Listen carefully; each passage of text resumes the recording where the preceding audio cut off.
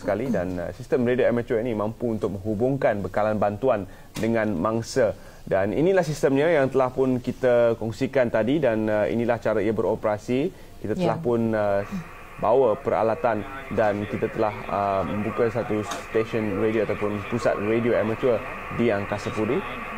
Ia membantu untuk menghubungkan gerak kerja, pengangkutan bekalan makanan dan yang mana pusat-pusat pemindahan yang tidak mempunyai bekalan seperti bekalan lampin bayi, misal kata, mereka boleh hubungkan melalui radio amatur. Benar. Dan bagi mereka yang masih biru berkenaan dengan radio amatur ini, termasuk saya sendiri, untuk kita lebih lanjut lagi bagaimana ia berfungsi, dan mungkin selepas ini kita boleh lebih mahir dalam soal radio amatur ini supaya kita lebih bersedia dalam perkara-perkara seperti ini. Jadi kita bersama dengan tetamu-tamu kita merupakan sukarelawan unit radio amatur dan pacuan 4 roda yang juga pengeras operasi sukarelawan seni, iaitu Encik Roslan Ghani. Assalamualaikum, selamat pagi. Ya, selamat datang. Ya, dan juga itu ucapkan selamat datang kepada Tuan Haji Muhammad Aris Bernawi, merupakan Presiden Malaysia Amateur Radio Transmitter Society ataupun singkatannya MATS. Assalamualaikum dan selamat datang diucapkan. Terima kasih. Ya, pertama sekali mungkin dari segi operasi radio amatur bila berlakunya bencana alam seperti ini, bagaimana agaknya ia berfungsi secara menyeluruh? Mungkin kita boleh mulakan terlebih dahulu. Okey, sebenarnya komuniti radio amatur ni telah wujud sekian lama. Dia satu dunia sebenarnya, dan di Malaysia pun sangat popular. Cuma apabila berlaku bencana secara individu, sebab radio amatur ni dia adalah hobi. Tetapi apabila berlaku bencana di kalangan rakan-rakan radio amatur ni sangat teruja untuk nak membantu. Dan selama ini kami membantu tetapi secara tidak ada platform dan tidak dikenali secara rasmi, dan kita mengambil inisiatif ini untuk bergabung dengan Jabatan Penerangan sebab kita dapat tahu penerangan menghadapi beberapa masalah isu yang berkaitan. So kita jadikan satu platform dengan Jabatan Penerangan di bawah kita panggil Kembara Jalinan Kasih Komuniti 1 Malaysia, unit radio amatur dan pacuan 4 roda. Sebab di kalangan pemain-pemain radio amatur ini juga ada mempunyai 4x4. So kita gabungkan itu jadi satu pasukan yang boleh bergerak dengan lebih pantah dan lebih berkesan. Dan dengan cara ini juga kita menggerakkan keseluruhan pemain-pemain radio amatur di seluruh negara yang berada di lokasi-lokasi itu supaya menghantarkan maklumat kepada kita, yang mana kita telah pun wujud satu bilik komunikasi bersebelahan dengan bilik berita RTM supaya maklumat itu dapat disampaikan dengan cepat, tepat, dan seterusnya pihak televisyen akan dapat menyampaikan maklumat terus kepada rakyat. Baik, Tuan Haji, kita selami sedikit capaian radio amatur ini. Apakah capaiannya, dan adakah ia menggunakan frekuensi yang sama seperti transmisi radio biasa? Bagaimana, Tuan Haji? Okey. Radio amatur sendiri telah wujud di Malaysia ni since 1948. Kita MATS sendiri ditubuhkan 1952. Dari dulu dan sekarang kita ada melibatkan diri dalam berbagai aktiviti bantuan seperti inilah. Secara individu atau secara kumpulan. Dalam kes yang kita alami hari ini dan seminggu ni, kita telah sebelum kita pun telah alert. Kita telah beritahu ahli-ahli di setiap negeri yang terlibat supaya bersedia. Jadi bila kejadian ini berlaku bukan di satu negeri macam tahun lepas, cuma di satu negeri saja. Jadi kita buat satu approach yang coordinated approach supaya kita akan lebih berkesan lagi bila menghadapi perkara-perkara seperti inilah.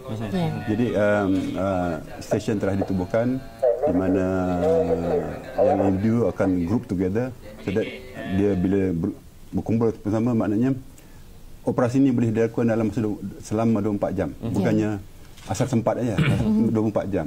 Jadi kita ada operasi di Temerloh, di Kuantan, di Kuala Terengganu, Kemaman, di Kelantan sini ada tiga stesen.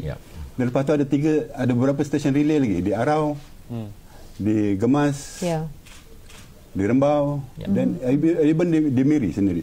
Sebab sistem kita ni kadang-kadang bila kita transmit, kita terlepas dari kawasan destinasi yang kita nak pergi.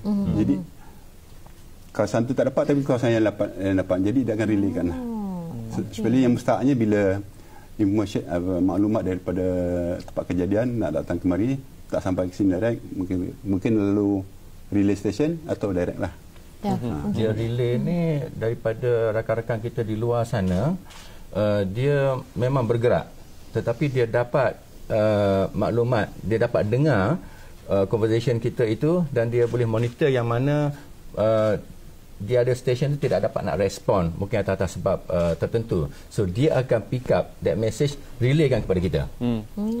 Dan sehingga hari ini, setelah 24 jam kita berfungsi di sini, bertindak sebagai bilik gerakan, kita telah pun mewujudkan sebanyak 14 stesen sebagai base station di luar sana, untuk sebagai pusat komunikasi daripada rakan-rakan yang bergerak, maklumkan kepada stesen di sana, dan stesen di sana menggunakan HF untuk relaykan mesej ke bilik gerakan kita di sini.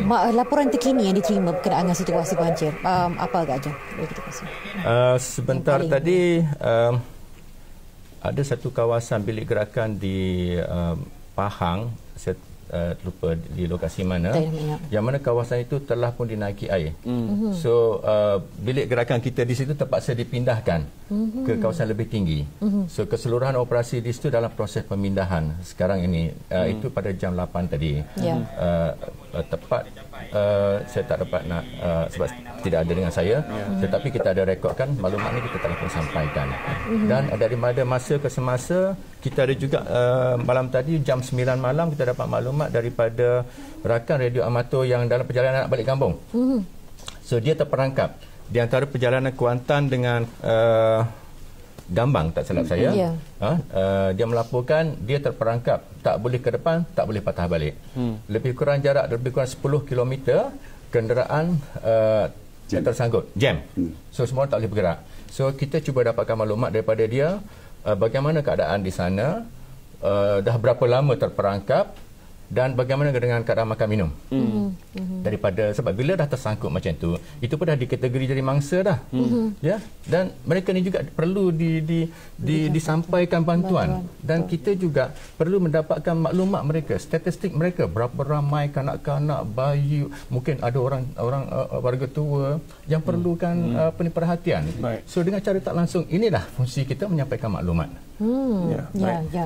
Terima kasih Encik Rosli kerana bersama kami, dan terima kasih Tuan Haji kerana sudi bersama-sama. Terima kasih kepada pihak MAS kerana menghulurkan bantuan yang cukup kritikal perhubungan, sesuatu yang memang kita perlukan dalam situasi seperti ini. Dan terima kasih juga kepada semua rakan-rakan yang menggunakan radio amatur ini, kerana tanpa anda mungkin jalinannya tidak dapat dilengkapkan dengan sepenuhnya. Kita ambil kesempatan ini kepada rakan-rakan di luar sana, baik anda radio amatur ataupun anda adalah 4x4, cuba hubungi kami untuk direkodkan di mana anda berada, supaya kita dapat tahu anda juga membantu di luar sana. Hubungi kami melalui frekuensi 9 Mike 4 Charlie Mike Alpha. 9 Mike 4 Charlie Mike Alpha. Itu call sign station kita di sini, untuk menyampaikan maklumat. Dan tolong daftarkan anda di mana saja anda berada, supaya kita dapat rekodkan setiap aktiviti anda, sebab segala maklumat anda lah sangat penting kepada bilik gerakan. Saya rasa cukup penting untuk kita mendalami lebih lagi tentang fungsi radio amatur ini. Mungkin pada masa yang akan datang kita akan dalami lagi. Kita ucapkan banyak terima kasih kepada kedua tamu kita, dan untuk seketika ini kita akan berehat. Kita akan kembali lagi selepas ini untuk misi menghulurkan bantuan yang